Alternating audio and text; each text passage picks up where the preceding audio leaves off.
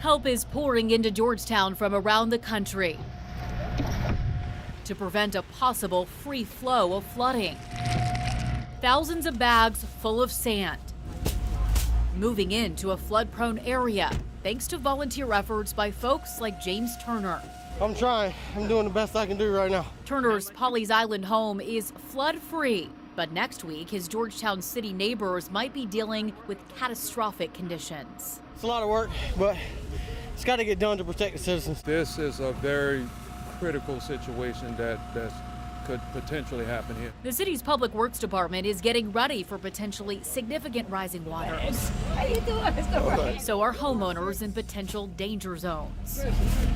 Lincoln Boulevard, hard rain, water raised up, so we're going to have about, I know, at least 2 feet of water. Fred Sumter evacuated during Hurricane Florence's initial impact.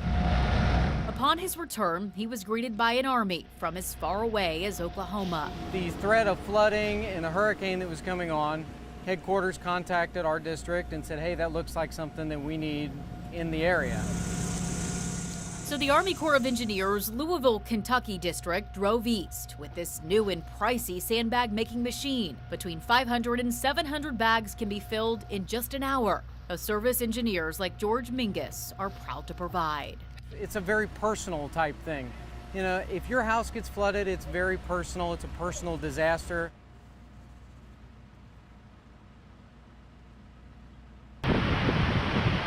It's been pretty steady as far as a nice beach. Keeping Folly's oceanfront healthy requires constant work.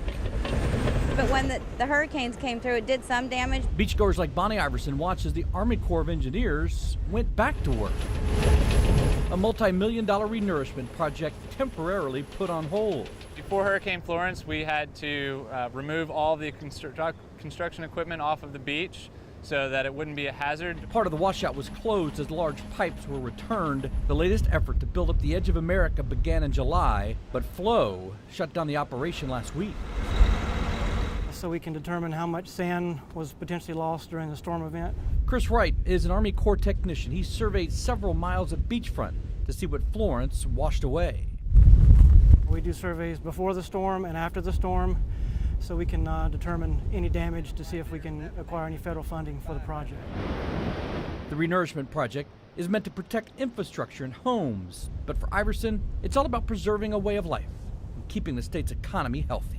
And I think it's nice that they keep it so that South Carolina still has a lot of tourists coming down here to spend their money. And that's what we need. All right, guys, we're coming up. It was moving day on Front Street. First floor businesses moving valuables to higher ground. All right, you good?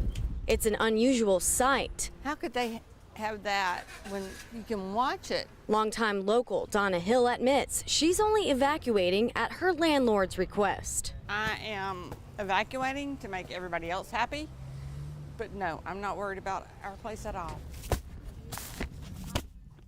Her second-story condo is inside this building. I don't know what it's going to do. I do know what I've seen, and what I've seen, we're fine. Others feel the opposite.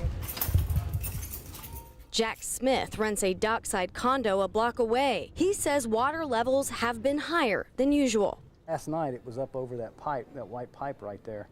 And so it's about 6 to 8 inches from Matthew at high tide. He and his wife spent the last 3 days moving everything out, from pictures on the wall to bedroom furniture. So many good memories. I mean, we found Georgetown 3 years ago and started coming down here.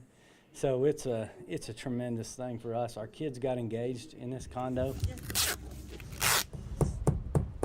While it's not exactly an easy process, he's thankful for the time to get out, whatever the outcome may be. A lot of memories and hate to see it, but they're telling us the water's going to be about where we're standing.